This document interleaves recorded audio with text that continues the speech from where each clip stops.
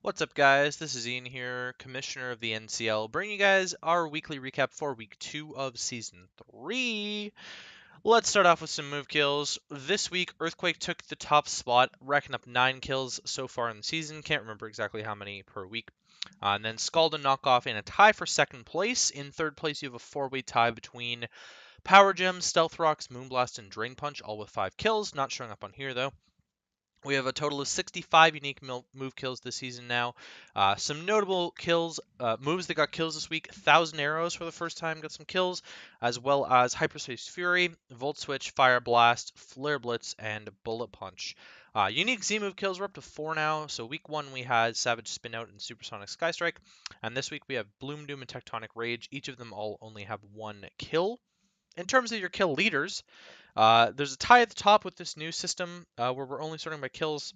You got Volcarona and Weavile both sitting there with 5 kills each. And then in second place, there's a tie between King Keldor and Nihilego, each with 4 kills. And then a huge tie in third between Eternal Floette, Blaziken, Porygon Zed, Toxicroak, Azelf, Mamoswine, Zygarde 50%, Greninja, Crocodile, Mega Venusaur, Bronzong, Nidoking, Mew, and Slowbro. All of those Mons with 3 kills. Crazy amount of Mons with 3 kills. In terms of the matches, we had a very close one between Jed and Hayden this week. Super close, right down to the wire, and Scarf Toxicroak managed to pull home a victory for Jed. Austin took an unfortunate loss, but picked up Weavile a bunch of kills against myself. Tiff had a little bit. She got a little bit blown out by Cade in the LA Latios this week, but nothing that she can't come back from. Crit Z move ended up costing her a little bit of differential, but we'll see how that plays out for the rest of the season. Shade in the Calgary Talon Flames picking up a big win and his debut win in the league over Hamu in the Helsinki Heat. Pretty huge win for Shade to stay into the middle of the pack instead of rearing towards the bottom. Really close win for Dom over Ace and the West Virginia Voltorb this week for the Cleveland Cavaliers there. Would have liked to see a little bit bigger of a win against Ace, but Dom pulling out a win is, a win is a win realistically, so that's what matters. James E taking a 6-0 loss after he forfeit in the middle of the match to Jay in the UNC Wingles, so not the best start to James E's week, I'm sure. Matt in the Green Bay Glass Pods picking up a pretty clean win over Magic in the Snowpoint City Blizzard, pretty much exposing Magic's lack of bulk and lack of recovery on the team. And yeah, Jellicent just sort of sat in front of stuff most of the game. Hamu in this Helsinki Heat there, taking a loss to Shade, pretty close loss, and he ended up choking it at the end of the game there. He could have won with Chandelure had he realized that the Chandelure was going to be faster than Mew, but you can't just assume that, right? So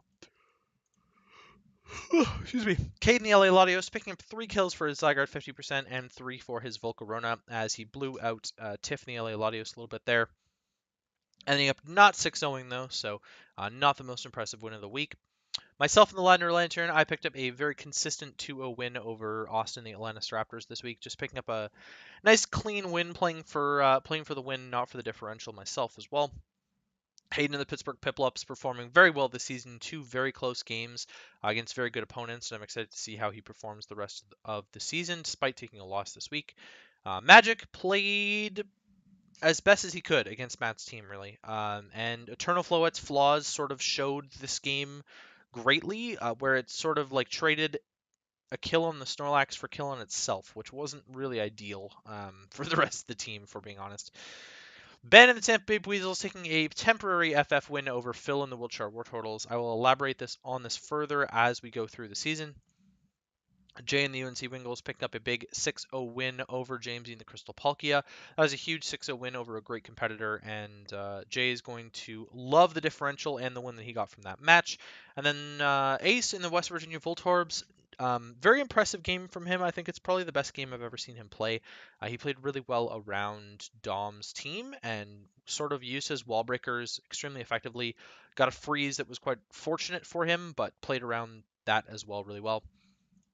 And then last but not least, Phil and the Wiltshire Wartortles taking his temporary FF loss that, again, I will elaborate on further as the season progresses. So that is it for me, guys. Hopefully you enjoyed your weekly recap number 2, and I will see you guys for number 3.